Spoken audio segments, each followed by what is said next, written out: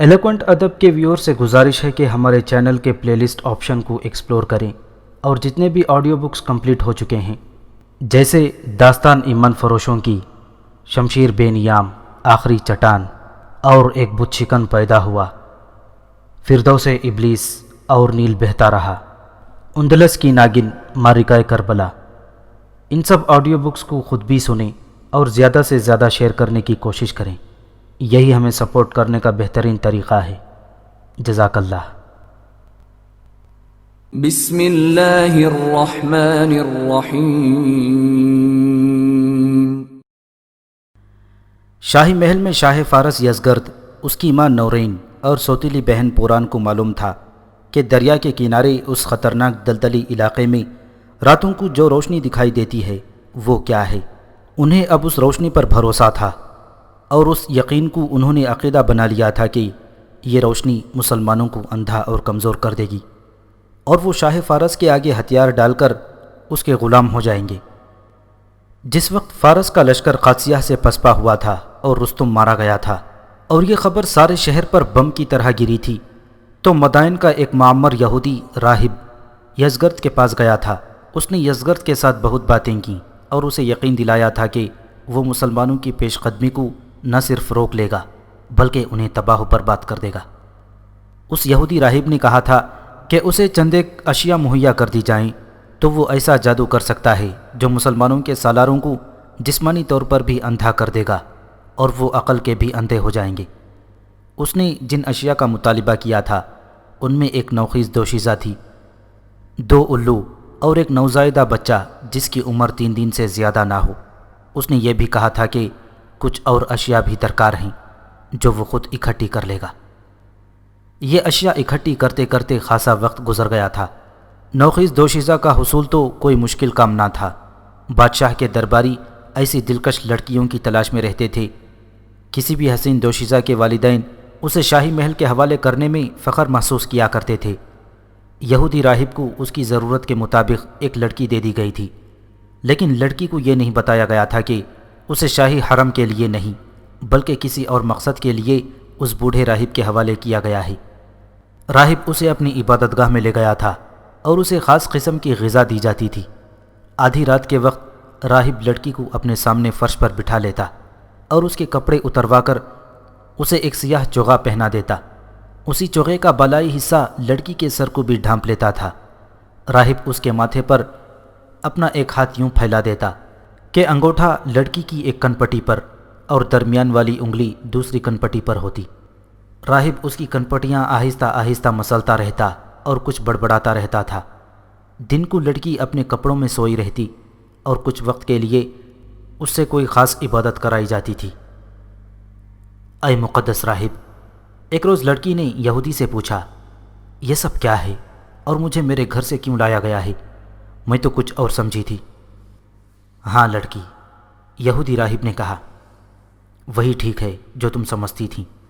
تم اتنے دنوں سے یہاں ہو، تم دیکھ رہی ہو کہ تمہارے اتنے زیادہ حسین اور دلکش جسم میں میرے کسی آدمی نے دلچسپی نہیں لی، نہ تمہارے ساتھ کوئی بیہودہ حرکت ہوگی۔ تمہارے جسم کو پاک اور مقدس رکھا جائے گا۔ لیکن کیوں؟ اس لیے کہ تمہیں شاہ فارس یزگرد کی ملکہ بننا ہے۔ یہودی راہب نے جھوٹ بولا۔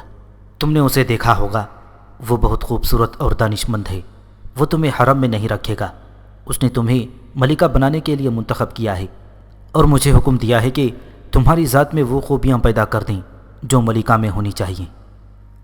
لڑکی پر نشہ طاری ہو گیا جیسے وہ ملکہ بن گئی ہو۔ یزگرد دوسرے تیسرے دن یہودی راہب کو بلا کر پوچھتا تھا کہ اس کا جادو کہاں تک پہنچا ہے۔ راہب کے پاس ایک جواب ہوتا تھا کہ وہ وقت ضائع نہیں کر رہا اور یہ بھی کہ اتنا زبردست جادو اتنی جلدی تیار نہیں ہوا کرتا۔ یزگرد کو اپنی فوج کی پسپائی اور مسلمانوں کی پیش قدمی کی جو خبریں روز بروز مل رہی تھیں وہ اس کے پاؤں تلے سے زمین نکال رہی تھیں۔ پورا فارس اس کی مٹھی سے نکل رہا تھا۔ وہ اس قدر مایوس اور پریشان ہو گیا کہ ایک روز اس نے یہودی راہب کو بلایا۔ اگر آپ سے کچھ نہیں ہو سکتا تو مجھے بتا دیں، یزگرد نے کہا، میں آپ کو کوئی سزا نہیں دوں گا۔ اپنی عبادت گاہ میں میرا جو کام تھا وہ ختم ہو گیا ہے، یہودی راہب نے کہا، میں نے دریا کے کنارے ایک جھونپڑا تیار کروا لیا ہے، لڑکی کو وہاں لے جا رہا ہوں، 2 الو وہاں پہنچا دیے گئے ہیں، 4-5 دنوں بعد مجھے نوزائیدہ بچے کی ضرورت ہوگی۔ کیا آپ جانتے ہیں مسلمان کہاں تک آ گئے ہیں؟ یزگرد نے کہا، برس پر ان کا قبضہ ہو گیا ہے، کوسا میں شہریار مارا گیا ہے، اور یہ شہر بھی مسلمانوں کے پاس چلا گیا ہے، سورا اور ویرا پر بھی مسلمان قابض ہو گئے ہیں، اور اب انہوں نے بحر شیر کا محاصرہ کر لیا ہے۔ ادھر آپ ہیں کہ دن پہ دن گزارتے چلے جا رہے ہیں، کیا آپ اس وقت کچھ کریں گے جب مسلمان مدائن میں داخل ہو جائیں گے؟ شہنشاہ فارس، بوڑھے یہودی نے کہا، آپ میری کچھ باتیں بھول گئے ہیں۔ میں نے کہا تھا کہ آپ کسی طریقے سے اپنی فوج کا حوصلہ مضبوط کریں، خواہ آپ کو خود آگے جانا پڑے۔ مجھے یہ توقع تھی کہ ہماری فوج کہیں نہ کہیں مسلمانوں کو روک لے گی اور کچھ دن روکے رکھے گی، اور مسلمانوں کی پیش قدمی تیز نہیں ہوگی۔ میں اتنے وقت میں اپنا کام مکمل کر لوں گا، لیکن ہماری فوج نے کہیں بھی قدم جمانے کی کوشش نہیں کی۔ جادو کسی ایک انسان پر کرنا ہو تو تھوڑی سی دیر میں ہو جایا کرتا ہے، لیکن ایک لشکر کو جادو کے زور پر روک لینے کے لیے بہت وقت درکار ہوتا ہے۔ اس جادو کی تیاری میں اپنی جان کا خطرہ بھی ہوتا ہے۔ اگر میں آپ کو خوش کرنے کے لیے جلد بازی کروں تو جادو کمزور ہونے کی وجہ سے بیکار ہو سکتا ہے، اور یہ بھی ہو سکتا ہے کہ جادو الٹا اثر کر جائے۔ اس صورت میں آپ کی تباہی کا عمل اور تیز ہو جائے گا۔ آپ یہ کام کریں کہ بحر شیر میں کمک بھیجیں تاکہ محاصرہ لمبا ہو جائے، اپنی فوج کو پیغام بھیجیں کہ غیب سے مدد آ رہی ہے، جم کر لڑیں۔ یہ تھا وہ جادو جس کا ذکر قرآن پاک میں آیا ہے، اور جسے اللہ تعالیٰ نے اپنے 2 فرشتوں ہاروت اور ماروت سے منسوب کیا ہے، اور اس کے ساتھ ہی اسے شیطان کا کام کہا ہے۔ یہودی جسے اللہ تعالیٰ نے دھتکاری ہوئی قوم کہا تھا، اس جادو کے پیچھے پڑ گئے۔ یہودی کی فطرت میں شامل ہے کہ وہ ہر اس کام کو پسند کرتا ہے جس کام میں شیطان کا عمل دخل ہو۔ جیسا کہ پہلے بیان ہو چکا ہے، یہودی مسلمانوں کے جانی دشمن تھے۔ انہوں نے مسلمانوں کے خلاف جادو کا استعمال بھی کیا۔ رسول اکرم صلی اللہ علیہ وسلم پر انہوں نے جادو بھی چلایا اور دھوکے سے زہر بھی دیا۔ اس کے علاوہ جہاں کہیں مسلمانوں کو کامیاب ہوتے دیکھا، وہاں زمیندوز کارروائیوں سے مسلمانوں کو نقصان پہنچانے کی کوشش کی، اور مسلمانوں کے دشمنوں کو ہر طرح کی مدد دینے کی اور ان کے ہاتھ مضبوط کرنے کی کوشش کی۔ وہ آج تک ان کوششوں میں مصروف ہیں۔ یہ بوڑھا یہودی راہب یزگرد کو جادو کا سہارا دے رہا تھا۔ یہ نہیں بتایا جا سکتا کہ وہ واقعی جادو کر رہا تھا یا جادو چلانا جانتا بھی تھا یا نہیں، لیکن وہ یزگرد کا حوصلہ مضبوط کر رہا تھا اور اسے اکسا رہا تھا کہ وہ اپنی فوج کا حوصلہ بھی مضبوط کرے۔ اس نے یزگرد پر اپنا اثر ڈال لیا تھا، اثر بھی اتنا جیسے اسے ہپنوٹائز کر لیا ہو۔ اسی رات یہ بوڑھا یہودی اس لڑکی کو شہر سے باہر دریا کے کنارے اس علاقے میں لے گیا جس میں سیلابی پانی کے تالاب بنے رہتے تھے اور جہاں درختوں اور سرکنڈوں کا گھنا جنگل تھا۔ وہاں اس نے ایک کٹیا بنا لی تھی جس میں زیادہ تر لکڑی استعمال کی گئی تھی۔ اس کا ایک جوان سال چیلا بھی اس کے ساتھ تھا۔ وہاں انہوں نے اپنے لیے اور اس لڑکی کے لیے کھانا پکانے کا اور بستروں کا بھی انتظام کر لیا تھا۔ ان کا زیادہ تر کام رات کو کٹیا کے باہر ہوتا تھا۔ راہب نے 2 الو بھی پکڑ رکھے تھے۔ انہیں کوئی ایسی غذا کھلاتا تھا کہ وہ اڑ کر کہیں جاتے ہی نہیں تھے۔ کٹیا میں ہر وقت لوبان کی دھونی جلتی رہتی تھی۔ رات کو راہب لڑکی کو سیاہ چوغا پہنا کر 2 زانوں بٹھا لیتا تھا۔ ایک الو اس کے دائیں کندھے پر اور دوسرا بائیں کندھے پر بٹھا دیتا تھا۔ کٹیا میں ایک فانوس جلتا رہتا تھا، اسی کی روشنی تھی جو لوگوں کو دور سے نظر آتی اور اسے وہ پراسرار روشنی سمجھتے تھے۔ یہ تو کوئی سوچ بھی نہیں سکتا تھا کہ یہاں کوئی انسان آباد ہے۔ کچھ دنوں بعد لڑکی نے بوڑھے راہب کے اشاروں پر بولنا شروع کر دیا۔ راہب اس سے کچھ پوچھتا تھا اور لڑکی جواب دیتی تھی۔ اس کا انداز اور لہجہ ایسا ہوتا تھا جو لڑکی کا قدرتی انداز نہیں تھا۔ صاف پتہ چلتا تھا کہ وہ کسی اور کے اثر کے تحت بول رہی ہے۔ نہیں، ابھی نہیں، ابھی کام نہیں ہوا، ابھی ہوگا بھی نہیں۔ یہ لڑکی کی زبان سے نکلے ہوئے الفاظ تھے۔ 3-4 راتیں اس کی زبان سے یہی الفاظ نکلتے رہے۔ ان سے پتہ چلتا ہے کہ راہب کے جادو کا اثر کم از کم اس لڑکی پر ہو گیا تھا۔ وہ لڑکی سے آنے والے وقت کے متعلق معلوم کرنا چاہتا تھا اور یہ بھی دیکھنا چاہتا تھا کہ اس کے جادو میں اثر کس حد تک پیدا ہوا ہے۔ یہ بھی جادو کا اثر تھا کہ جب لڑکی بول چکتی تو دونوں الو اپنی مخصوص آواز میں بولتے تھے، جیسے ویرانوں میں الو بولا کرتے ہیں۔ ابھی نوزائیدہ بچے کو نہیں لایا گیا تھا، شاید یہودی کے اس عمل کا وہ مرحلہ ابھی شروع نہیں ہوا تھا۔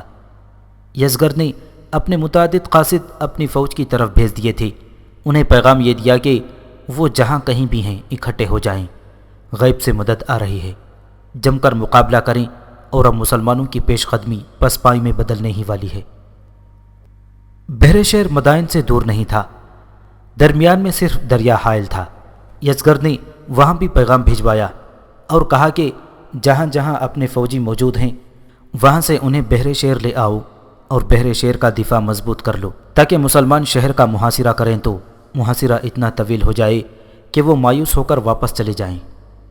سعد بن ابی وقاص رضی اللہ تعالیٰ عنہ بابل سے چلے تو راستے میں فارس کے بے شمار شہریوں نے، جن میں مختلف شہریوں کے رؤساء اور عمرا شامل تھے، سعد رضی اللہ تعالیٰ عنہ سے آ کر ملے اور اطاعت قبول کی اور اپنا تعاون پیش کیا۔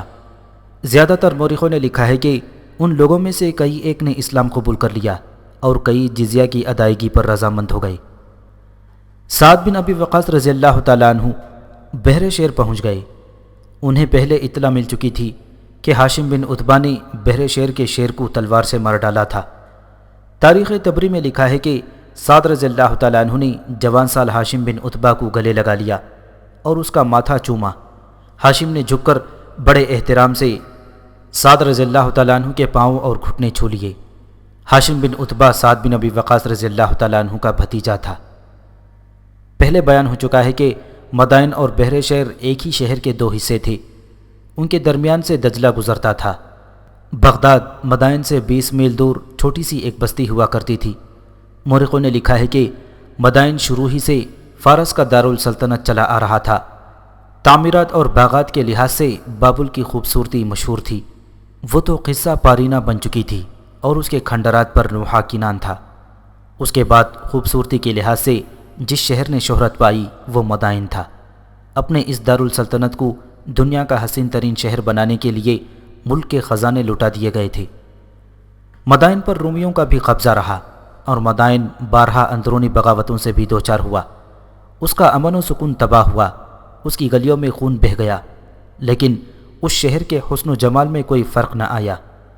ایک یورپی مورخ نے لکھا ہے کہ مدائن میں ساحرانہ کشش تھی، اجنبی اس شہر میں آ کر مسحور ہو جاتے تھے۔ یہاں کے قہبہ خانوں، شراب خانوں، رقص گاہوں اور عشرت قدوں کی شہرت دوسرے ملکوں تک پہنچی ہوئی تھی۔ سعد بن ابی وقاص رضی اللہ تعالیٰ عنہ بحر شہر سے کچھ دور خیمہ زن ہو کر دجلہ کے پار مدائن دیکھ رہے تھے، جو ایک ہیرے کی طرح چمک رہا تھا۔ اس کی شہر پناہ پر برج اور اس کے سنہرے کلس دیکھے، شاہی محل کے گنبد اور مینار دیکھے۔ کسریٰ کا محل بلندی پر کھڑا تھا، اس لیے شہر کی دیوار دیکھنے والوں کی نظروں کے آگے رکاوٹ نہیں بنتی تھی۔ مورخوں کے مطابق یہ محل اپنے زمانے میں عجائبات عالم میں شمار ہوتا تھا۔ یہ محل کسریٰ نوشیروان نے 550 عیسوی میں تعمیر کروایا تھا۔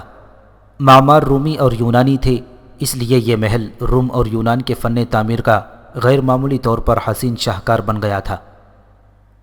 محمد حسین ہیکل نے محل کے سامنے کی چوڑائی 150 میٹر سے زیادہ اور بلندی 40 میٹر لکھی ہے۔ اس کے 5 گنبد تھے، درمیان والا گنبد سب سے زیادہ بڑا اور اونچا تھا۔ اس کے نیچے ایوان کسریٰ تھا، یہیں کسریٰ کا تخت تھا، جس میں جڑے ہوئے ہیروں اور نایاب پتھروں کی قیمت کا کوئی اندازہ نہیں کر سکتا تھا۔ اس کے کئی حصے تو خالص سونے کے بنے ہوئے تھے۔ سعد بن ابی وقاص رضی اللہ تعالیٰ عنہ گھوڑے پر سوار ایک بلند ٹیکری پر کھڑے تھے۔ ان کے ایک طرف زہرہ بن حویہ اور دوسری طرف ہاشم بن عتبہ گھوڑوں پر سوار موجود تھے۔ 3-4 مورخوں نے لکھا ہے کہ سعد رضی اللہ تعالیٰ عنہ کچھ دیر مدائن کی طرف دیکھتے رہے۔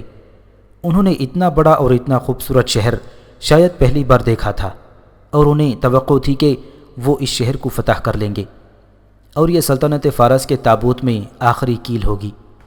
انہوں نے آسمان کی طرف دیکھا اور دونوں ہاتھ اوپر اٹھا کر اللہ کا شکر ادا کیا، پھر بلند آواز سے یہ آیت پڑھی، اولم تکونوا اقسمتم من قبل ما لکم من زوال، کیا تم نے قسم نہیں کھائی تھی کہ تمہارے لیے زوال نہیں ہے؟ اس وقت سعد بن ابی وقاص رضی اللہ تعالیٰ عنہ کے ذہن میں یقیناً فارس کی عظیم سلطنت کا زوال تھا۔ میرے عزیزوں، سعد رضی اللہ تعالیٰ عنہ نے زہرہ اور ہاشم سے کہا، مدائن کے ان گنبدوں کے نیچے کسریٰ پرویز نے رسول اللہ صلی اللہ علیہ وسلم کا پیغام حق پھاڑ کر اڑا دیا تھا، کیا تمہیں یہ گنبد لرزتے محسوس نہیں ہو رہے؟ بے شک بے شک، زہرہ اور ہاشم بیک زبان بولے اور دونوں ہاتھ آسمان کی طرف اٹھا کر کہا، اللہ اللہ۔ اس وقت وہ بحر شہر سے کچھ دور تھے۔ ان کے تمام دستے جو قادسیہ سے پسپا ہونے والے فارسیوں کے تعاقب میں بکھر گئے تھے ان کے پاس پہنچ گئے تھے۔ رات کو سعد رضی اللہ تعالیٰ عنہ نے سالاروں اور قبیلوں کے سرداروں کو بلایا۔ میں جانتا ہوں مجاہدین بہت تھکے ہوئے ہیں۔ سعد بن ابی وقاص رضی اللہ تعالیٰ عنہ نے کہا، خدا کی قسم ان کی ہڈیاں ٹوٹ رہی ہوں گی، لیکن ہم آرام کرنے بیٹھ گئے تو آتش پرستوں کی فوج اس شہر میں اکٹھی ہو جائے گی اور ہمارے لیے بہت بڑی رکاوٹ بن جائے گی۔ ہمیں فوراً اس شہر پر حملہ کر دینا چاہیے۔ شہر کے دروازے کھلے ہیں، اگر ہم شہر میں داخل ہو گئے تو اندر جتنی بھی فوج ہوئی اس کا مقابلہ کر لیں گے، اگر دروازے بند ہو گئے تو محاصرہ بہت لمبا ہوگا۔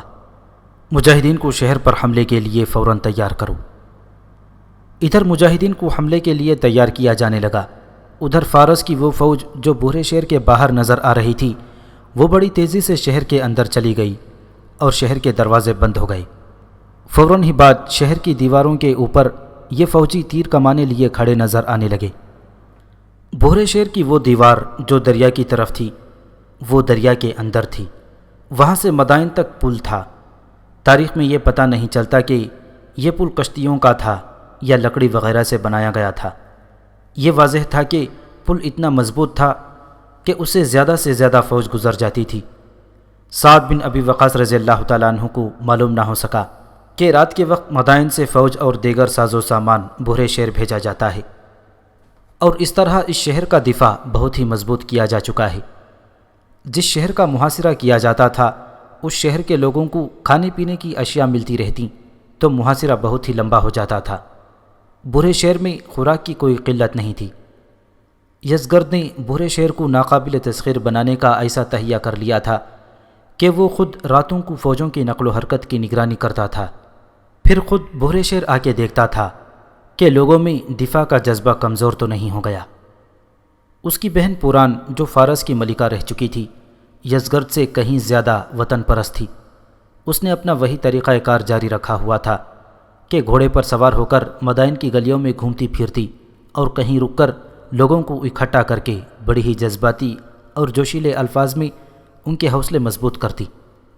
بحر شہر کے لوگوں کو تو اس نے اس قدر گرما دیا تھا کہ بچہ بچہ فارس پر جان قربان کرنے کے لیے تیار ہو گیا تھا۔ تم دیکھ رہے ہو کہ مسلمان آدھے سے زیادہ فارس پر قابض ہو کر تمہارے دروازے تک پہنچ گئے ہیں۔ یہ پران کے الفاظ تھے جو مدائن اور بحر شہر کی گلیوں میں گونجتے اور گرجتے رہتے تھے۔ ہمارے جرنیل اور ہماری ساری فوج اتنی بزدل نکلی کہ چند ہزار مسلمانوں کے سامنے بھی نہ ٹھہر سکی۔ پران لوگوں کی غیرت کو جگانے کے لیے اور انہیں ڈرانے کے لیے یہ الفاظ ضرور کہتی تھی۔ ان تمام شہروں سے جن پر مسلمانوں کا قبضہ ہو گیا ہے، مسلمانوں نے تمام نوجوان لڑکیوں اور جوان عورتوں کو اپنے پاس رکھ لیا ہے، اور ان میں جو بہت خوبصورت ہیں انہیں عرب بھیج دیا ہے۔ تم نہیں جانتے کہ مسلمان کیسے وحشی اور درندے ہیں۔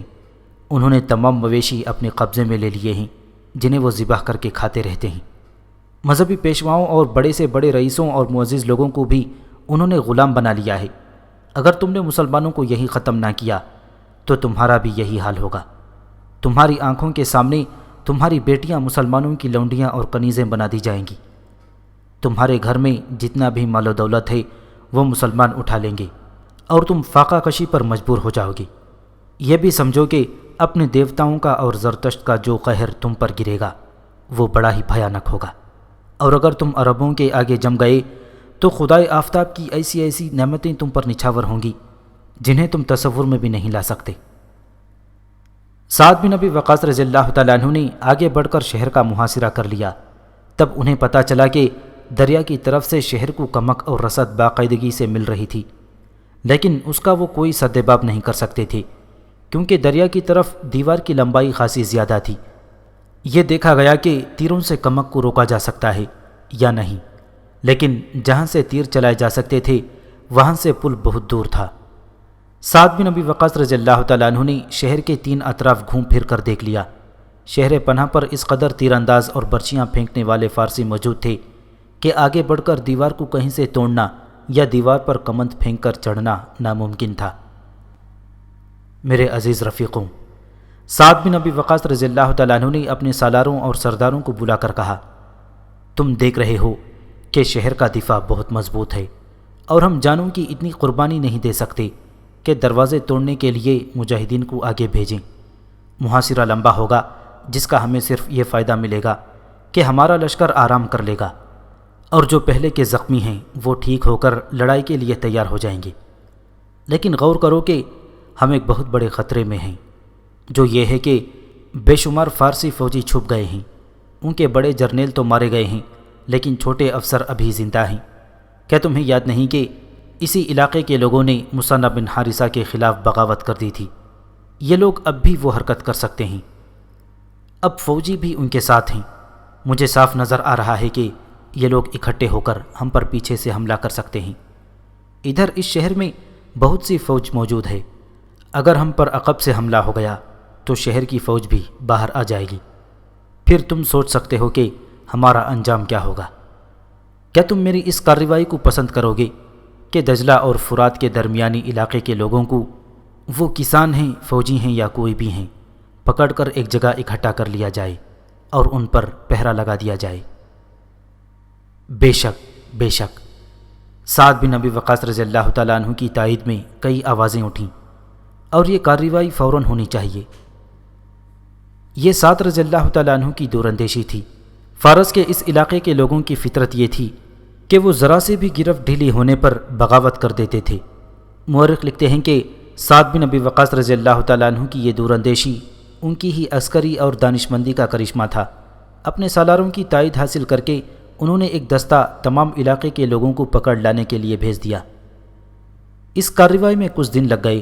لوگوں کو ایک جگہ اکٹھا کیا جاتا رہا اور اس طرح چند دنوں میں 1,00,000 افراد، جو سب کے سب مرد تھے، اکٹھے کر لیے گئے۔ کسی کے پاس کوئی ہتھیار نہیں تھا۔ انہیں بتایا گیا کہ انہیں کھانے پینے کے لیے ملتا رہے گا، اس کے سوا کہ انہیں یہیں موجود رہنا پڑے گا، کوئی تکلیف نہیں دی جائے گی۔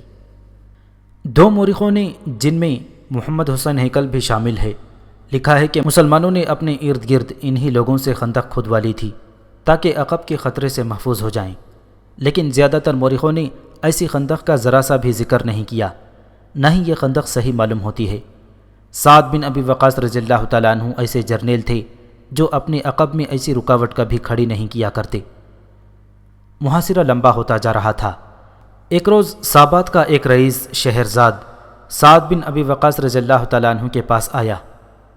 محترم سپہ سالار، شہرزاد نے کہا، آپ نے اس علاقے کے تمام آدمیوں کو اپنا قیدی بنا لیا ہے۔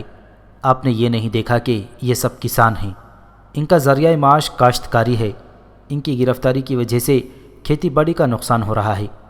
اگر آپ نے انہیں یہاں بٹھائے رکھا تو کھیتیاں ویران ہو جائیں گی۔ اس کا نقصان لوگوں کو تو ہوگا ہی، خود آپ کو نقصان یہ ہوگا کہ محاصرہ زیادہ لمبا ہو گیا تو آپ کے لشکر کو کھانے کے لیے بھی کچھ نہیں ملے گا۔ یہ سب غریب سے کسان ہیں۔ اگر یہ تیغ زنی اور تیر اندازی کی سوجھ بوجھ رکھتے تو انہیں فوج میں لے لیا جاتا۔ ان میں آپ کو بہت سے ایسے بھی ملیں گے جو جنگی گھوڑے کی سواری میں بھی مہارت نہیں رکھتے، لیکن کون ہے جو ان کی ضمانت دے سکتا ہے؟ سعد رضی اللہ تعالیٰ عنہ نے کہا، ان میں فوجی بھی ہو سکتے ہیں۔ ایک بھی نہیں، شہرزاد نے کہا، ہم نے کوئی ایک بھی فوجی نہیں دیکھا جو کسی بستی میں آ کر چھپا ہو۔ اس کی وجہ یہ ہے کہ بھگوڑے فوجی لوگوں سے ڈرتے ہیں کہ لوگ انہیں تانے دیں گے کہ وہ بزدل ہیں اور بھاگ آئے ہیں۔ ان کی ضمانت میں دیتا ہوں، اور میں دوسری بستیوں کے رئیسوں اور جاگیرداروں کو بھی لے آتا ہوں، وہ سب ان کی ضمانت دیں گے۔ اگر ان سب نے نہیں، صرف چند ایک نے بھی گڑبڑ کی تو آپ ہمیں قتل کر دیں۔ جیسا کہ پہلے بیان ہو چکا ہے کہ سعد بن ابی وقاص رضی اللہ تعالیٰ عنہ روز بروز محاذ کی کارگزاری اور صورتحال لکھوا کر امیر المؤمنین کے لیے مدینہ بھیجا کرتے تھے۔ انہوں نے شہرزاد سے کہا کہ وہ آج ہی ان سب کو آزاد کر دیں گے تاکہ یہ اپنے کام کاج میں مصروف ہو جائیں، اور آج ہی قاصد کو مدینہ بھیج دیں گے۔ اگر امیر المؤمنین نے یہ حکم بھیجا کہ ان لوگوں کو اپنا قیدی بنائے رکھو تو میں انہیں پھر پکڑنے پر مجبور ہو جاؤں گا۔ تقریباً تمام تاریخ نویسیوں نے لکھا ہے کہ ان تمام دیہاتی قیدیوں کو یہ وارننگ دے کر آزاد کر دیا گیا تھا کہ ذرا سا بھی شک ہوا کہ ان میں سے کچھ لوگ بغاوت پر آمادہ ہیں تو انہیں قتل کر دیا جائے گا۔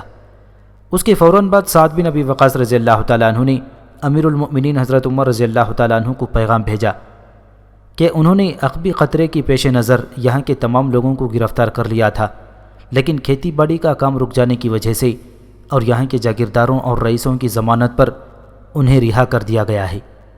مجھے اس کارروائی کی توثیق یا تردید درکار ہے۔ قاصد عموماً تیز رفتار گھوڑوں یا اونٹوں پر آیا جایا کرتے تھے۔ کچھ دنوں بعد حضرت عمر رضی اللہ تعالیٰ عنہ کی طرف سے توثیق آ گئی۔ انہوں نے یہ بھی لکھا کہ ان لوگوں کو امان دے دو، اور ان میں سے اگر کوئی جزیہ یا خراج دینا چاہے تو وہ لے لو، ورنہ جبر نہ کرنا، کیونکہ جو کام محبت کر سکتی ہے وہ جبر نہیں کر سکتا۔ سعد بن ابی وقاص رضی اللہ تعالیٰ عنہ نے وہاں کے مقامی لوگوں میں سے جاسوس اور مخبر تیار کر لیے جو کسانوں اور غریب سے مسافروں کے روپ میں اس سارے علاقے میں گھومتے پھرتے رہتے، لوگوں سے ملتے ملاتے اور دیکھتے رہتے تھے کہ کسی گوشے میں بغاوت کی چنگاری تو نہیں سلگ رہی۔ محاصرے کا 1 مہینہ پورا ہو گیا۔ مدائن کے محل میں یزگرد اور پوران کبھی تو مطمئن ہوتے کہ بھورے شیر کا محاصرہ ناکام ہو جائے گا، اور کبھی مسلمانوں کے نعرے سن کر مایوس ہو جاتے کہ مسلمانوں کا دم خم ٹوٹنے کے بجائے ان میں جوش و خروش پیدا ہوتا چلا جا رہا ہے۔ یزگرد شاہانہ عیش و عشرت بھول گیا تھا۔ اس نے اپنی ماں سے ملنا ملانا بھی کم کر دیا تھا۔ پوران بھی عیش و عشرت میں کچھ کم نہیں تھی، لیکن ان حالات میں جب کہ مسلمان مدائن کی دہلیز پر پہنچ گئے تھے، پوران پر وطن پرستی غالب آ گئی تھی۔ ان دونوں نے مذہبی پیشواؤں کو بلا کر کئی بار کہا تھا کہ عبادت گاہوں میں ہر وقت عبادت جاری رکھیں۔ ایک روز وہ یہودی راہب جو مسلمانوں کو روکنے کے لیے بڑا سخت جادو تیار کر رہا تھا، یزگرد کے پاس آیا۔ اسے دیکھ کر یزگرد کی آنکھیں چمک اٹھیں، جیسے فارس کا نجات دہندہ یہی یہودی راہب ہو۔ کیا تم نے اپنا کام مکمل کر لیا ہے؟ یزگرد نے اسے دیکھتے ہی بےتابی سے پوچھا۔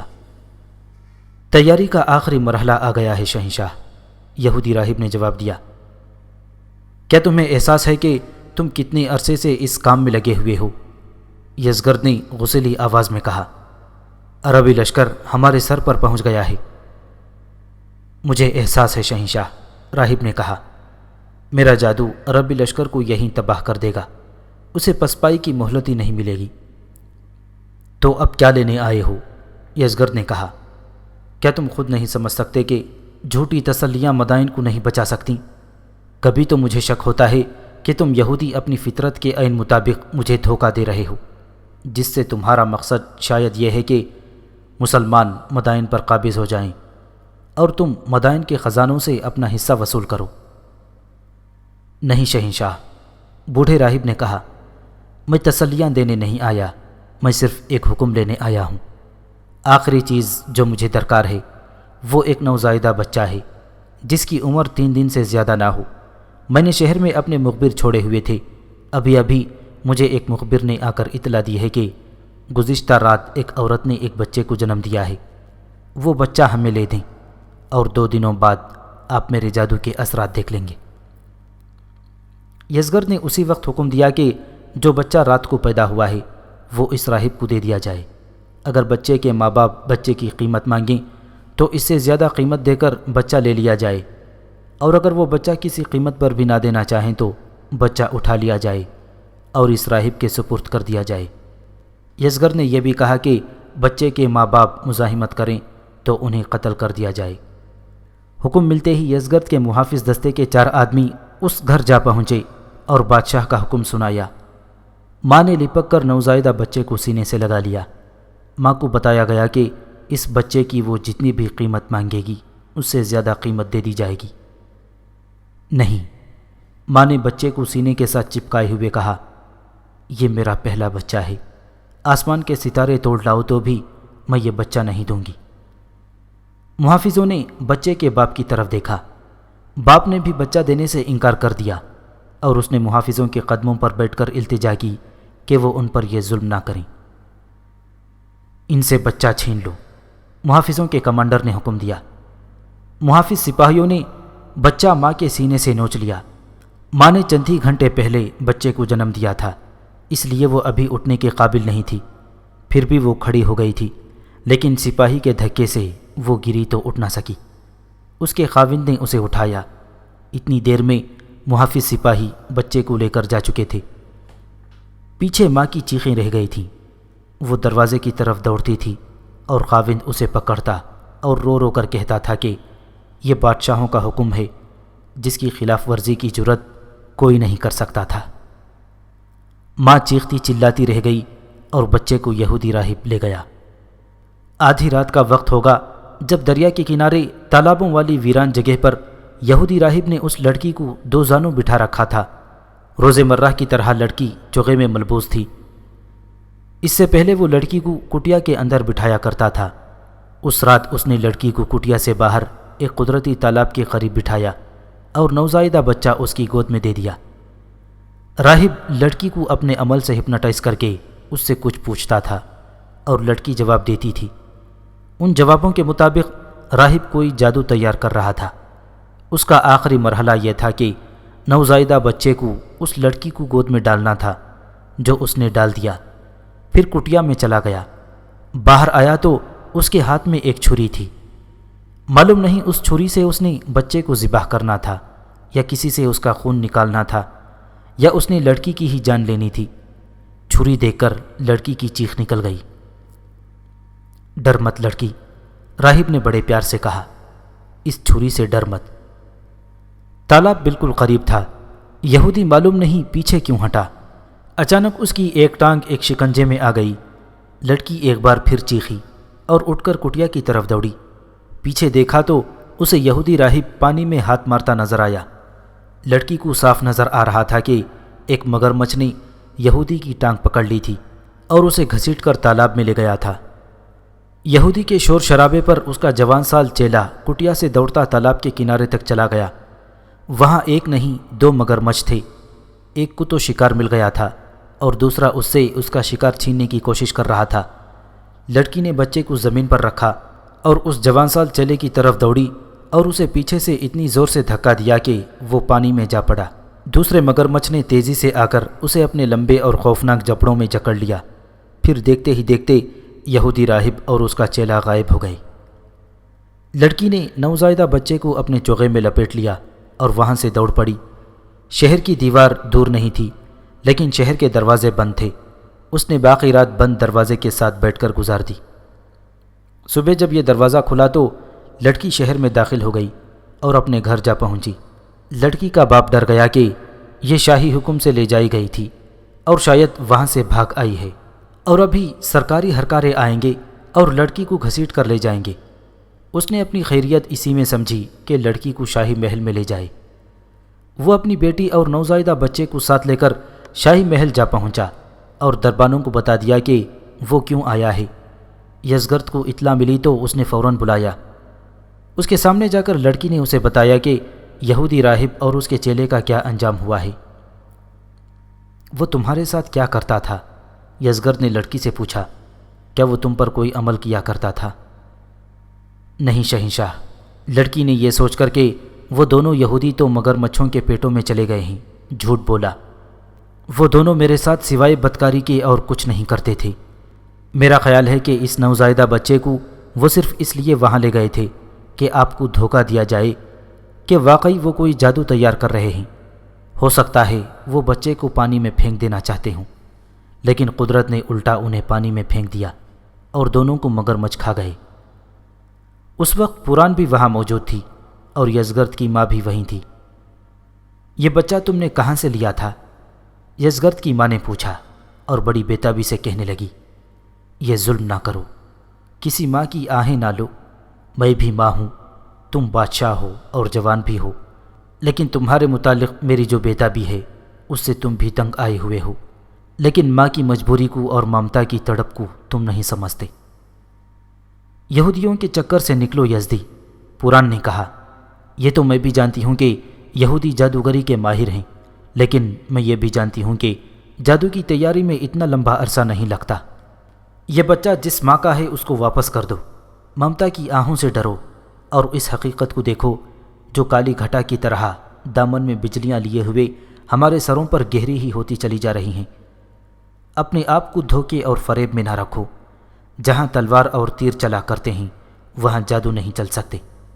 کیا تم عربوں کی تیغ زنی سے واقف نہیں؟ یزگرد نے اسی وقت محافظ دستے کے کمانڈر کو بلایا اور اسے حکم دیا کہ یہ بچہ جس ماں سے چھینا گیا تھا اسی کی گود میں ڈال دیا جائے۔ کمانڈر نے بچہ لڑکی سے لے لیا۔ بچہ بھوک سے بلبلا رہا تھا۔ یزگرد نے لڑکی کو اس کے باپ کے حوالے کر کے کہا، اس ماں کے گھر کا دروازہ کھٹکا جو اپنے پہلے نوزائیدہ بچے کی جدائی میں چیخ اور چلا رہی تھی اور اس کا خاوند اسے بہلانے کی ناکام کوشش کر رہا تھا۔ دروازہ کھولا تو وہی کمانڈر جو ماں کے سینے سے بچے کو نوچ کر لے گیا تھا اندر آیا۔ ماں نے اس کے ہاتھوں میں اپنا بچہ دیکھا تو دوڑ کر بچے پر جھپٹی اور بچہ اس کے ہاتھوں میں سے لے کر اپنے سینے سے لگا لیا۔ شہنشاہ نے بچہ واپس دے دیا ہے، کمانڈر نے کہا اور باہر نکل گیا۔ ماؤں کی چھاتیوں سے بچے نوچنے والے بادشاہ کی بادشاہی زیادہ دن نہیں رہے گی۔ یہ ایک آہ تھی یا ایک فریاد تھی جو اس عورت کے منہ سے نکلی۔ یہاں جتنے یہودی ہیں انہیں قید خانے میں پھینک دیا جائے، یزگرد نے حکم دیا۔ پچھلے باب میں ہاشم بن عتبہ کو جس نے شیر کو تلوار سے مارا تھا سعد بن ابی وقاص رضی اللہ تعالیٰ عنہ کا بھتیجا لکھا گیا ہے۔ اس سے پہلے بھائی لکھا گیا تھا۔ مزید تحقیق سے تصدیق ہوئی ہے کہ ہاشم بن عتبہ سعد بن ابی وقاص رضی اللہ تعالیٰ عنہ کا بھائی نہیں بھتیجا تھا۔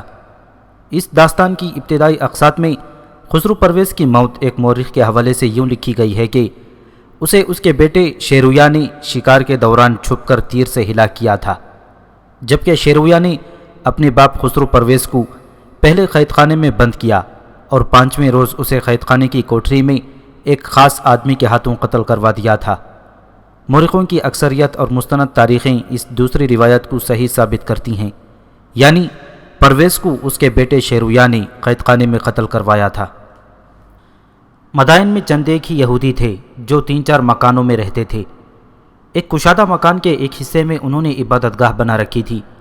گزشتہ رات وہ سب اکٹھے بیٹھے اس بوڑھے یہودی کے متعلق باتیں کر رہے تھے جو لڑکی اور نوزائیدہ بچے کو دریا کے کنارے لے گیا تھا۔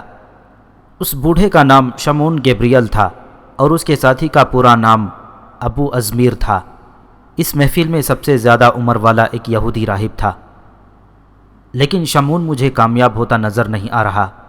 یہودی راہب کہہ رہا تھا، آخر میں بھی کچھ جانتا ہوں۔ میں نے خبردار کر دیا تھا کہ تم جو عمل کر رہے ہو اس میں خطرہ یہ ہے کہ الٹ بھی جایا کرتا ہے۔ تم ایک کنواری لڑکی اور ایک نوزائیدہ بچے کی جان لے رہے ہو۔ اگر تمہاری اپنی جان چلی گئی تو میں حیران نہیں ہوں گا۔ وہ میری بات سن کر اس طرح ہنس پڑا تھا جیسے میں کم عقل اور نادان ہوں یا بچہ ہوں۔ ربی شمعون کے ساتھ میری بھی بات ہوئی تھی، ایک اور یہودی بولا۔ اس نے کہا تھا کہ ہمارے پیغمبر موسیٰ علیہ السلام نے دریائے نیل کا پانی روک دیا اور اپنی قبیلے کو اس میں سے گزار لائے تھے۔ فرعون کا لشکر جو اس کے تعاقب میں آ رہا تھا نیل میں ڈوب گیا تھا۔ میں نے اپنے عمل کے لیے دجلہ کے کنارے کا انتخاب کیا ہے۔ یزگرد کی فوج کشتیوں اور پل کے ذریعے مدائن میں آ جائے گی اور مسلمان ان کے تعاقب میں دجلہ پار کرنے لگیں گے تو ان کا سارا لشکر ڈوب جائے گا، ان میں سے کوئی ایک بھی نہیں بچے گا۔ اگر یہ بات وہ مجھ سے کرتا تو میں اسے سمجھاتا، راہب نے کہا۔ وہ خدا کا حکم تھا کہ موسیٰ علیہ السلام نکل جائیں اور فرعون اور اس کا لشکر ڈوب جائے۔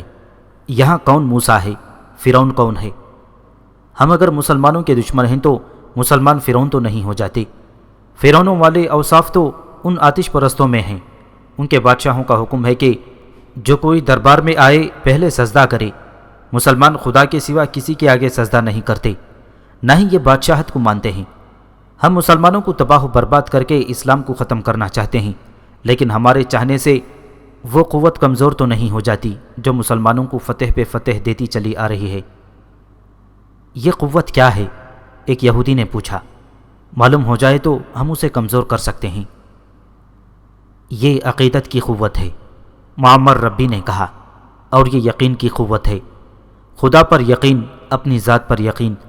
اپنی ذات پر صرف اس شخص کو یقین ہوتا ہے جس کا کردار سحر کے ستارے کی طرح روشن اور شفاف ہوتا ہے۔ اس یقین اور اس کردار کو مسلمان ایمان کہتے ہیں۔ ہمارے پاس جو لڑکیاں ہیں ان کے حسن اور ان کے انداز میں طلسماتی اثر ہے۔ ہماری ہر لڑکی بادشاہی کا تختہ الٹ سکتی ہے، مگر یہی لڑکی معمولی سے ایک مسلمان کا دل نہیں موہ سکتی، کیونکہ مسلمان پر کوئی اور ہی طلسم طاری ہے۔ کیا بات ہے ربی، ایک یہودی نے کہا، کیا آپ مسلمانوں کی حمایت میں نہیں بول رہے؟ مسلمانوں کے حق میں نہیں، ربی نے کہا، میں ایک حقیقت بیان کر رہا ہوں، اور میرے دوستوں، میں کچھ اور بھی محسوس کر رہا ہوں۔ مسلمان جسمانی طاقت کے زور پر یہاں تک نہیں پہنچے۔ سوچو، غور کرو، ہم اسلام کو نہیں مانتے، پھر ہمیں ماننا پڑے گا کہ مسلمانوں کے پاس بھی جادو ہے، اور وہ ہمارے جادو سے زیادہ طاقتور اور تیز ہے۔ ہم نے کیا کیا جتن نہیں کیے، مسلمانوں کی پیش قدمی کو ہم نہیں روک سکے، شاید روک بھی نہیں سکیں گے۔ ربی شمون نے میری بات نہیں مانی، مجھے خطرہ نظر آ رہا ہے۔ کیا آپ یزگرد اور اس کی فوج سے مایوس ہو چکے ہیں؟ کیا تم دیکھ نہیں رہے؟ راہب نے کہا، ہمیں یزگرد کے ساتھ کوئی دلچسپی نہیں، ہمارا مقصد مسلمانوں کو شکست دلانا ہے۔ میں کہہ رہا ہوں کہ شمون نے بڑا ہی خطرناک راستہ اختیار کیا ہے۔ کیا آپ نہیں روک سکتے؟ روک سکتا ہوں، بوڑھے راہب نے جواب دیا، لیکن وہ اپنا عمل مکمل کرنے پر مجبور ہو گیا ہے۔ اس نے شاہ فارس یزگرد کو یقین دلایا ہے کہ وہ جو جادو تیار کر رہا ہے یہ مسلمانوں کو تباہ کر دے گا۔ یزگرد بے صبری سے انتظار کر رہا ہے، اگر جادو نے کام نہ کیا تو یزگرد شمون کو زندہ نہیں چھوڑے گا۔ اچانک سب ایک زبان ہو گئے اور اس بوڑھے راہب سے کہا کہ ربی شمون کوئی اناڑی نہیں، اور اس نے اگر خطرہ مول لیا ہے تو سوچ سمجھ کر لیا ہے۔ ان یہودیوں کی محفل ابھی برخاست نہیں ہوئی تھی کہ دجلہ کے کنارے دلدلی علاقے میں شمون گیبریل اور اس کا ساتھی ابو ازمیر مگرمچھوں کے پیٹوں میں جا چکے تھے۔ اس نے جو خطرہ سوچ سمجھ کر لیا تھا وہ اپنا کام کر گیا تھا۔ دوسرے دن ان یہودیوں کے گھروں کے دروازوں پر بیک وقت دستک ہوئی۔ دروازے کھلے تو شاہی محافظ اندر چلے گئے۔ انہوں نے ہر گھر کے ہر فرد کو پکڑ لیا اور باہر لے آئے۔ ان میں بڑی عمر کی عورتیں صرف 2 ہی تھیں اور 2 جوان سال لڑکیاں تھیں جن کا حسن بے مثال تھا۔ ان تمام یہودیوں کو قید خانے کی طرف لے گئے۔ ہمارا جرم کیا ہے؟ راستے میں یہودی محافظوں سے پوچھتے تھے۔ اس سوال کے جواب میں انہیں دھکیلتے ہوئے لے جایا جا رہا تھا۔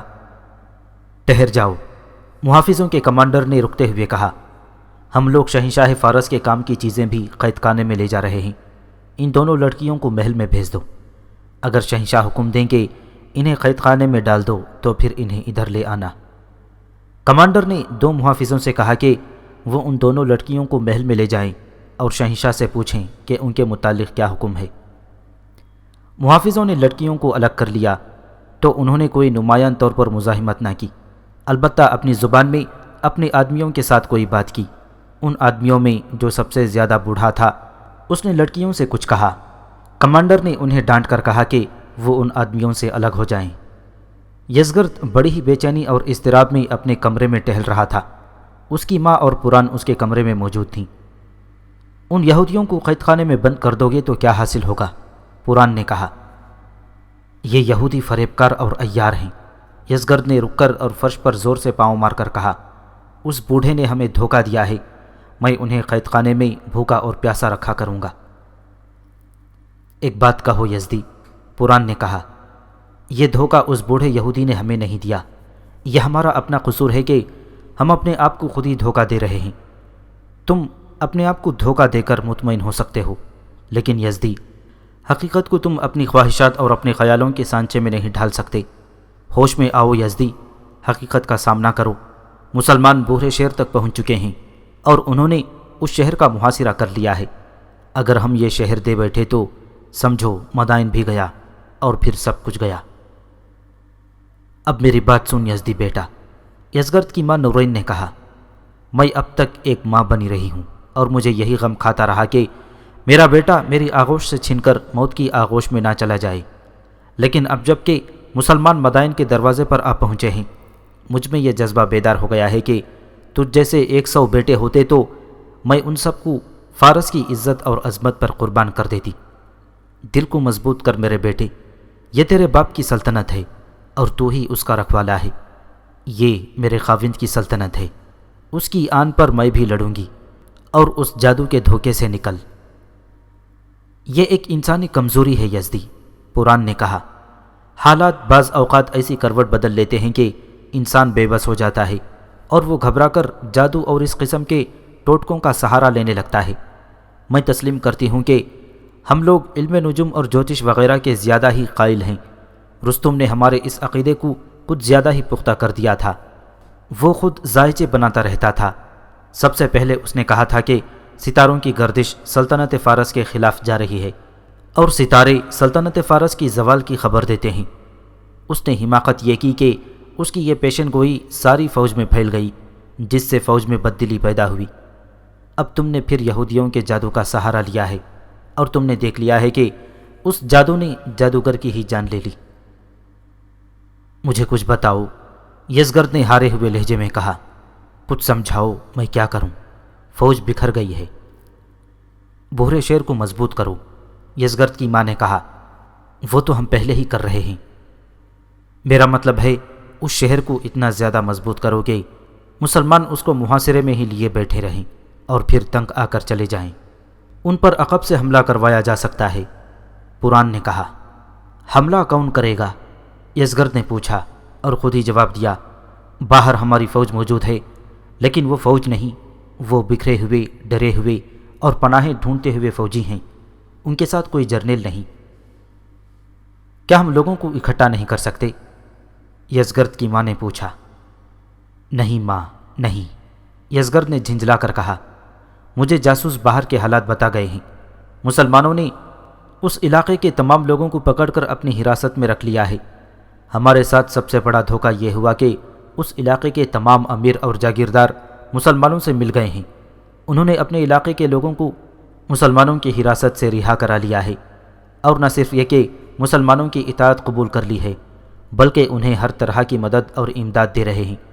مجھے بتایا گیا ہے کہ ہمارے ان عمرا نے مسلمانوں کی پیش قدمی کو اس طرح آسان بنا دیا ہے کہ ان کے راستوں میں جو کھڈ اور ندی نالے آتے ہیں ان پر پل بنا دیے ہیں۔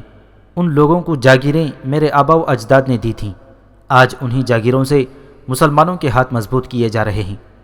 اگر شہرزاد اور بستام میرے ہاتھ چڑھ گئے تو میں انہیں زمین میں آدھا گاڑ کر ان پر خونخوار کتے چھوڑ دوں گا۔ وہ بہت بات کی بات ہے بیٹا، نورین نے کہا۔ اس وقت مدائن کو بچانے کی بات کرو، حقیقت کی بات کرو یزدی، پران نے کہا۔ حالات کو دیکھو، یہ تم نے اچھا کیا کہ بورے شہر کے ساحل سے تمام کشتیاں مدائن کے ساحل پر لے آنے کا حکم دے دیا تھا۔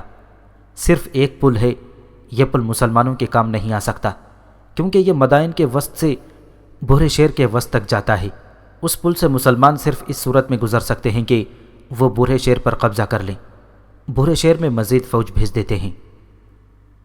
تیر اور پھینکنے والی برچیاں زیادہ بھیجو، نورین نے کہا۔ اتنی زیادہ کہ مسلمان شہر کی دیوار کے قریب آئیں تو ان پر تیروں اور برچیوں کا مہ برس پڑے۔ میں نے سنا ہے کہ مسلمانوں کے پاس منجنیقیں بھی ہیں، یزگرد نے کہا۔ یہ ایسا ہتھیار ہے جو ہمارے پاس نہیں ہے، نہ ان کا ہمارے پاس کوئی توڑ ہے۔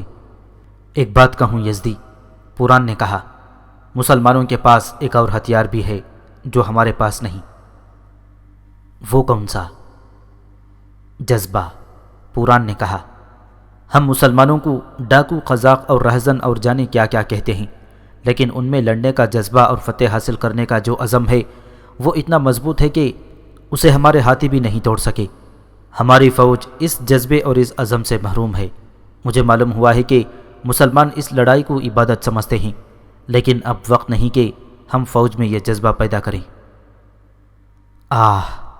یزگرد نے منہ چھت کی طرف کر کے آہ بھری اور کہا، میں آج اپنے آبا و اجداد کو کوستا ہوں کہ انہوں نے فوج میں جذبہ پیدا کرنے کے بجائے لالچ پیدا کیا، وفاداریوں کی قیمت ادا کی، جاگیریں تقسیم کی، پھر فوج میں یہ صورتحال پیدا کر دی کہ جو بہادری سے لڑے گا اسے انعام ملے گا۔ ہمارے آبا و اجداد نے درباری اور خوشامدی پیدا کیے اور درہم و دینار کی اور زر و جواہرات کی تھیلیاں تقسیم کی۔ اس کا نتیجہ دیکھ لو، کہ چند ہزار مسلمانوں نے ہماری 1,20,000 نفری کو اس طرح خون میں نہلا دیا اور اس طرح بکھیر دیا جس طرح آندھی خس و خاشاک کو اڑا کر کہیں سے کہیں پہنچا دیتی ہے۔ ہمارے اپنے درباری اور خوشامدی جرنیلوں اور عمرانی اور جاگیرداروں نے دیکھا کہ عجم کا پرچم گر رہا ہے تو وہ سب عرب کے پرچم تلے جمع ہو گئے اور ان کے سپہ سالاروں کے آگے سجدے کر رہے ہیں۔ میں تنہا رہ گیا ہوں، بے بس اور مجبور ہو گیا ہوں، سوچتا ہوں کہ میں اس طوفان کو روک بھی سکوں گا یا نہیں۔ ہاں یزدی، پران نے کہا، ہم اس طوفان کو روک لیں گے، اپنے آپ کو تنہا نہ سمجھو، برے شیر کو مضبوط کرو۔ دربان نے اندر آ کر اطلاع دی کہ باہر ایک محافظ 2 لڑکیوں کو اپنے ساتھ لایا ہے اور وہ کہتا ہے کہ یہ یہودیوں کی لڑکیاں ہیں۔ ادھر بٹھاؤ، یزگرد نے کہا، میں آتا ہوں۔ وہ یزگرد کا خاص کمرہ تھا۔ یہودیوں کی دونوں لڑکیاں اس کمرے میں بیٹھی ہوئی آپس میں باتیں کر رہی تھیں۔ انہیں یہ تو معلوم تھا کہ ان کے ساتھ کیا سلوک ہوگا۔ انہوں نے طے کر لیا تھا کہ وہ یزگرد کے ساتھ کیا باتیں کریں گی۔ ہم نے اس بادشاہ سے انتقام لینا ہے، ایک لڑکی نے دوسری سے کہا۔ اس نے ہمارے مذہبی پیشواؤں کی توہین کی ہے اور ہمارے بزرگوں کو اور سب لوگوں کو قید میں ڈال دینے کا حکم دیا ہے۔ لیکن کس جرم میں؟ دوسری لڑکی نے کہا، ربی شمون اور ابو ازمیر تو ان کے لیے کوئی عمل کر رہے تھے۔ معلوم ہو جائے گا، پہلی لڑکی نے کہا۔ اتنے میں یزگرد کمرے میں داخل ہوا۔ دونوں لڑکیاں اٹھیں اور فرش پر گھٹنے ٹیک کر جھک گئیں۔ اٹھو، یزگرد نے کہا، اوپر ہو کر بیٹھ جاؤ۔ تم دونوں یہودی نسل کے ہیرے ہو، میں تمہارے حسن کی تعریف کیے بغیر نہیں رہ سکتا، لیکن تمہارے مذہبی پیشواؤں نے مجھے جو دھوکہ دیا ہے اس نے میرے دل میں یہودیوں کے خلاف نفرت پیدا کر دی ہے۔ ہم خوش نصیب ہیں کہ آپ کے دربار تک ہمیں رسائی مل سکی، ایک لڑکی نے زیر لب تبسم سے کہا۔ ہم نہیں جانتی کہ ہمارے مذہبی پیشواؤں نے آپ کو کیا دھوکہ دیا ہے۔ ہم مجبور لڑکیاں ہیں، ہم آپ کو کیا دھوکہ دے سکتی ہیں؟ ہمیں دھوکہ دینے والوں نے سزا پالی ہے، یزگرد نے کہا۔ تمہارے سب سے بڑے راہب شمون اور اس کے ساتھی کو مگر مچھوں نے کھا لیا ہے۔ شمون نے ہمیں یقین دلا دیا تھا کہ وہ ایسا جادو تیار کرے گا جو مسلمانوں کو تباہ و برباد کر دے گا، اور فارس کے جو علاقے انہوں نے فتح کر لیے ہیں وہ ہمیں واپس مل جائیں گے۔ لیکن ہمیں پتہ چلا ہے کہ وہ ایک نوجوان لڑکی کو ساتھ رکھ کر بدکاری کرتے رہے اور کوئی جادو وغیرہ تیار نہیں کیا۔ مسلمانوں کو تباہ کرنے والے خود ہی مگرمچھوں کی خوراک بن گئے، اور وہ لڑکی 1 ماہ کے نوزائیدہ بچے کو اٹھائے ہوئے ہمارے پاس آئی اور اس نے بتایا کہ شمون اس کے ساتھ کیسا سلوک کرتا رہا تھا۔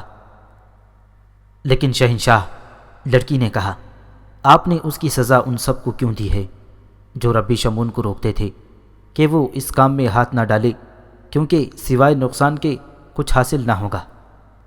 تو اس کا مطلب یہ ہوا، یزگرد نے کہا، کہ تم جانتی ہو کہ شمون جادو کر رہا تھا۔ ہاں شہنشاہ، دوسری لڑکی بولی، ہم سب کچھ جانتی ہیں، لیکن ہم بات کرنے سے ڈرتی ہیں، آپ ناراض ہو جائیں گے۔ ہم سننا چاہتے ہیں، یزگرد نے کہا۔ پھر یہ بات ہم سے سن لیں۔ ان دونوں میں سے ایک لڑکی نے کہا، آپ کے حکم سے جن یہودیوں کو قید خانے میں بند کر دیا گیا ہے ان میں سے 3-4 ہی ہیں جنہیں معلوم تھا کہ ربی شمون مسلمانوں کی تباہی کا کوئی بندوبست کر رہا ہے۔ ہمارے 2 راہب اسے روکتے تھے اور کہتے تھے کہ یہ جادو اتنا خطرناک ہے کہ یہ صحیح ہدف پر نہ گرا تو جادو کرنے والے کو ہی تباہ کر دے گا، لیکن ربی شمون پورے وثوق سے کہتا تھا کہ اس کا جادو ناکام نہیں ہوگا۔ اب آپ سے پتہ چلا ہے کہ ربی شمون اور اس کے ساتھی ابو ازمیر کو مگرمچھوں نے کھا لیا، اور جس لڑکی کو اس جادو میں استعمال کیا جا رہا تھا وہ آپ کے پاس پہنچ گئی ہے۔ تو ہمارے دوسرے بزرگوں کا یہ کہنا ٹھیک ثابت ہوا کہ یہ جادو چلانے والوں ہی کو ختم کر سکتا ہے۔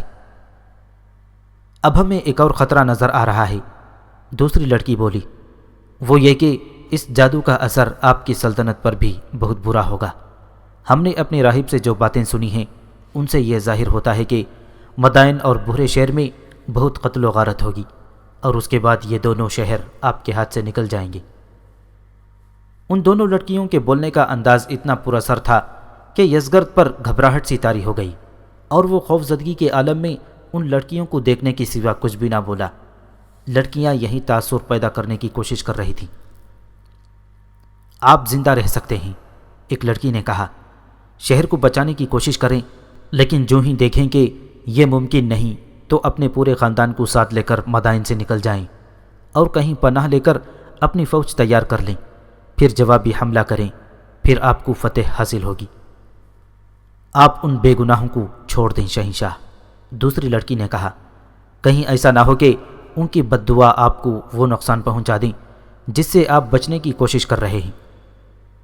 یزگرد نوجوان تھا اور وہ شہنشاہ بھی تھا اور وہ پریشان حال بھی تھا۔ اس کے اعصاب پر اتنا زیادہ بوجھ تھا کہ اسے کسی پل چین نہیں آتا تھا۔ ان لڑکیوں کے حسن اور ناز و انداز نے اس پر ایسا نشہ طاری کر دیا کہ اس کا ذہن فرار کے راستے پر آ گیا۔ رات بھر دونوں لڑکیاں اس کے ساتھ رہیں۔ صبح ہوئی تو اس نے پہلا حکم یہ دیا کہ تمام یہودیوں کو رہا کر کے ان کے گھروں کو بھیج دیا جائے۔ ان لڑکیوں نے اس پر دوسرا اثر یہ چھوڑا کہ اس نے اپنی ماں اور پوران کو اپنا یہ فیصلہ سنا دیا کہ وہ بحر شیر کو بچانے کی کوشش کرے گا، اور یہ ممکن نہ ہو سکا تو وہ مدائن سے اپنے تمام خاندان کو ساتھ لے کر نکل جائے گا۔ مدائن کے آگے سلطنت فارس کے کچھ اور شہر اور قصبے ابھی فارس کی سلطنت میں ہی تھے۔ یزگرد ان میں سے کسی ایک میں جا سکتا تھا۔ سعد بن ابی وقاص رضی اللہ تعالیٰ عنہ بحر شیر کو محاصرے میں لیے ہوئے تھے، لیکن جیسا کہ پہلے بتایا جا چکا ہے کہ یہ محاصرہ مکمل نہیں تھا، کیونکہ ایک طرف دجلہ بہہ رہا تھا اور اس طرف شہر کی چوڑائی خاصی زیادہ تھی۔ شہر کی دیوار پر تیر انداز اور برچیاں پھینکنے والے اس طرح کھڑے تھے جیسے دیوار کے اوپر ایک انسانی دیوار کھڑی ہو۔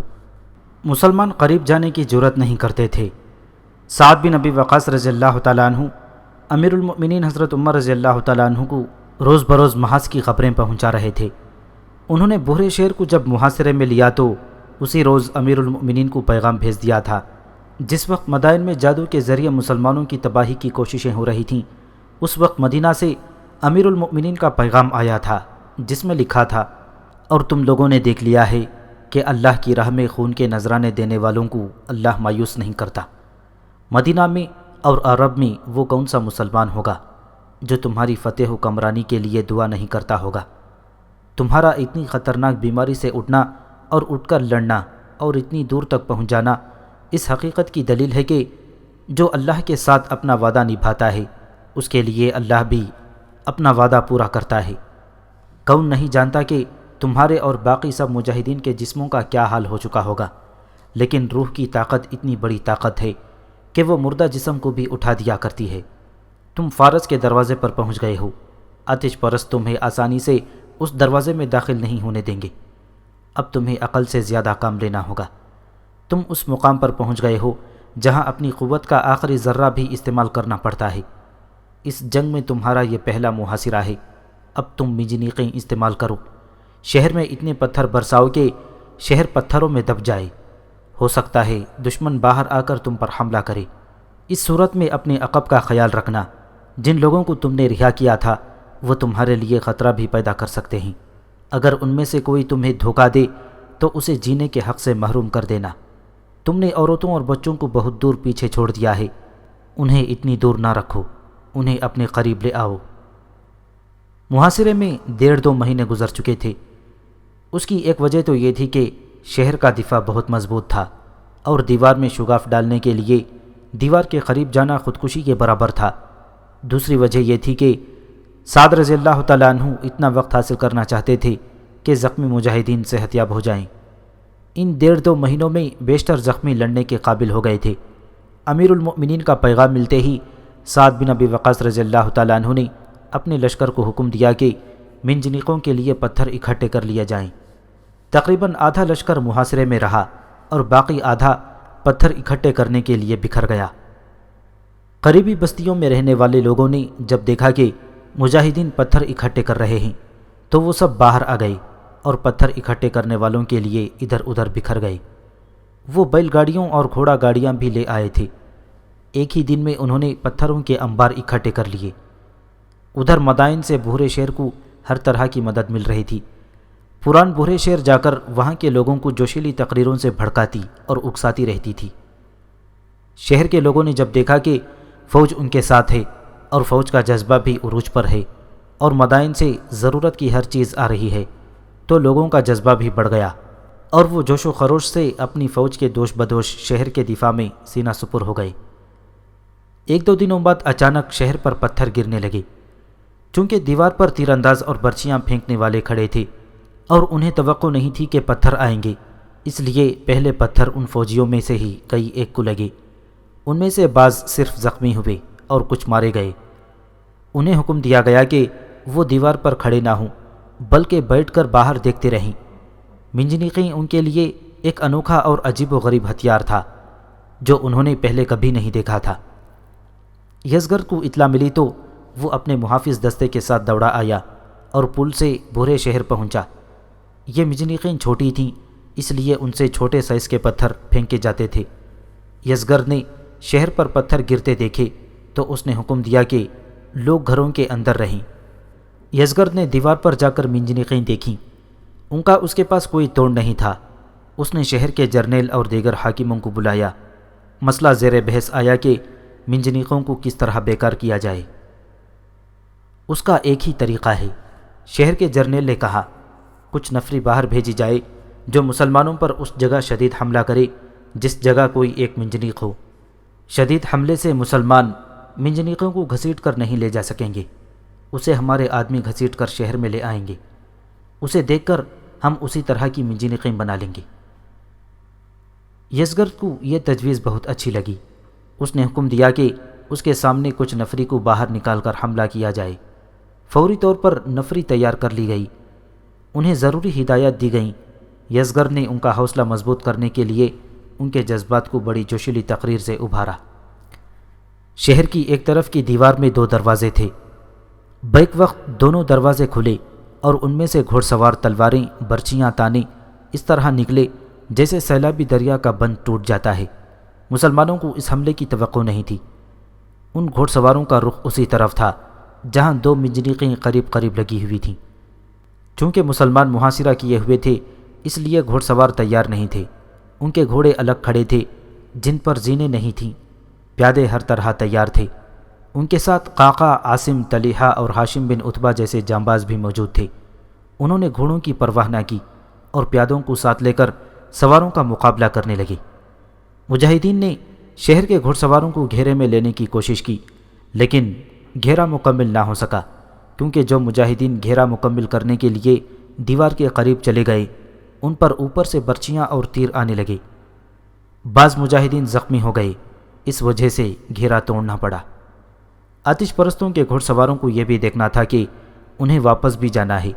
شہر کے یہ دونوں دروازے بند کر دیے گئے تھے۔ پیادہ مجاہدین نے گھوڑ سواروں کا مقابلہ ایسی خوبی سے کیا کہ کئی ایک کو گرا لیا اور اس کوشش میں لگے رہے کہ کوئی بھی سوار واپس نہ جا سکے۔ کچھ دیر میدان گرم رہا۔